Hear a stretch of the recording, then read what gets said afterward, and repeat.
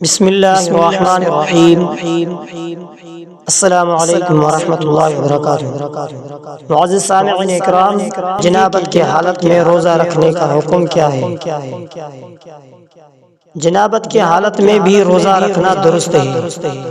اگر کسی شخص کو سحری کے وقت غسل کرنے کا حاجت ہو تو بہتر تو یہ ہے کہ غسل کر کے سحری کر لے، لیکن اگر غسل کرنے کا موقع نہ ہو تو منہ ہاتھ دھو کر سحری کر لے اور بعد میں غسل لے۔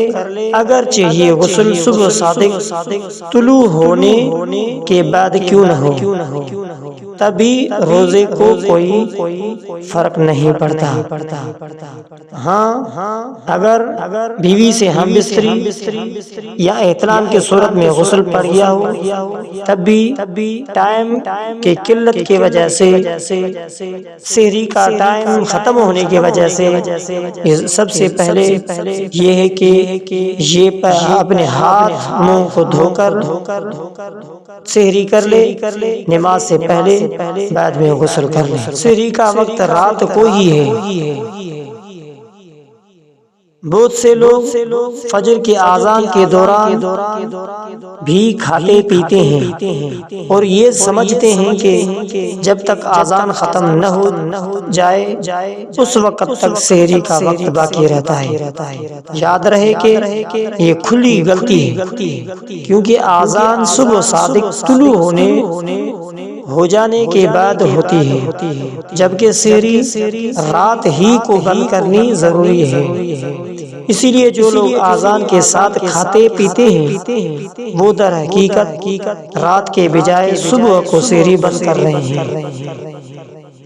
حالانکہ ماقبل کے مدلل تفصیل سے معلوم ہو چکا کہ سحری کا وقت رات ہی کو ہے، نہ کہ دن کو۔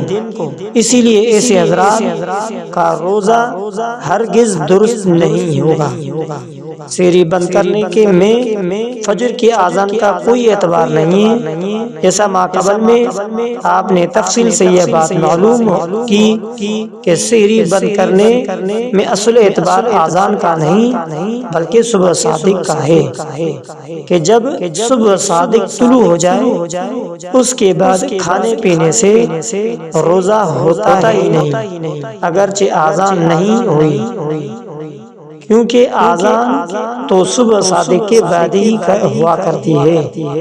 اسی طرح بعض مساجد میں صبح صادق سے پہلے ہی فجر کی اذان دیتے ہیں۔ ایسی صورت میں بھی اصل اعتبار صبح صادق کا ہی ہوگا، کہ اگرچہ اذان ہو چکی ہو لیکن چونکہ صبح صادق طلوع نہیں ہوا تو اسی لیے صبح صادق طلوع ہونے سے پہلے تک سحری کھانا جائز ہے۔ بہتر یہ ہے کہ صبح صادق طلوع ہونے سے پہلے چند منٹ روزہ بند کر لیا جائے تاکہ احتیاط رہے۔ بہترین صورت یہ ہے کہ سحری و افطار کے اوقات سے متعلق اپنے شہر اور علاقہ کا کوئی مستند نقشہ اپنے پاس رکھا جائے، پھر اس نقشے کے اعتبار سے سحر و افطار کا اہتمام کیا جائے، کہ نقشے میں جو صبح صادق کا وقت لکھا ہوا ہوتا ہے اس سے پہلے روزہ بند کر لیا جائے، اور مغرب کا وقت لکھا ہوتا ہے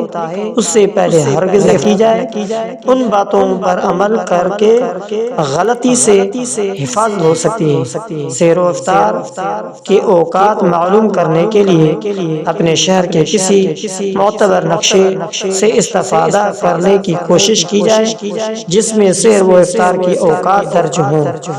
گھڑیال ملک کے معیار وقت کے مطابق کیجیے۔ اوقات نماز اور سحر و افطار ملک کے معیار کے وقت کے مطابق بنائے جاتے ہیں، اسی لیے ہر شخص کو اپنی گھڑی اور اپنے گھروں، دفاتر اور تعلیم اداروں کی گھڑیاں ملک کے معیار وقت کے مطابق ہی رکھنی چاہیے۔ اسی طرح مساجد کی گھڑیاں بھی اپنے ملک کے معیار وقت کے مطابق کر لینی چاہیے۔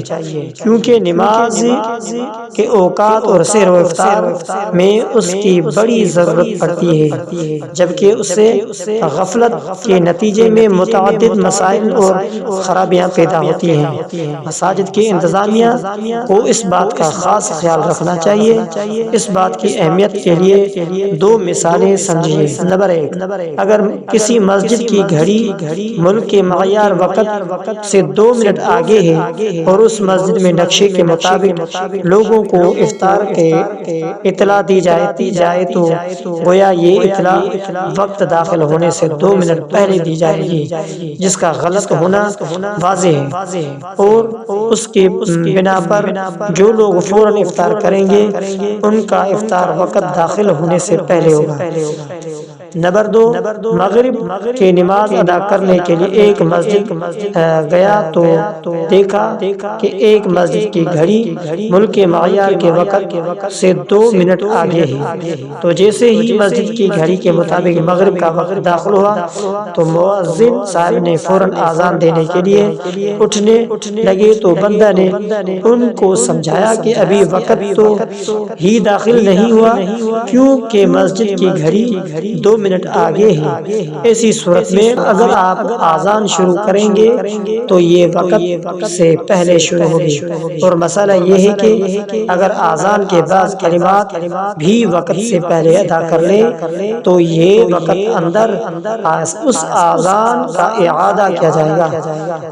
اندازہ لگائیں کہ گھڑیاں اپنے ملک کے معیار کے مطابق رکھنے کی کس قدر اہمیت اور ضرورت ہے۔ اسی لیے عام نمازیوں میں بھی اور خصوصاً ماہ رمضان کے لیے بھی اپنے گھڑیوں کو ملک کے معیار وقت کے مطابق کر لینی چاہیے۔ اگر آپ ہمارے چینل پر نیا ہیں تو ہمارے چینل کو سبسکرائب کریں، بیل آئیکن کو دبائیں، کمنٹ میں اپنی رائے ضرور بتائیں۔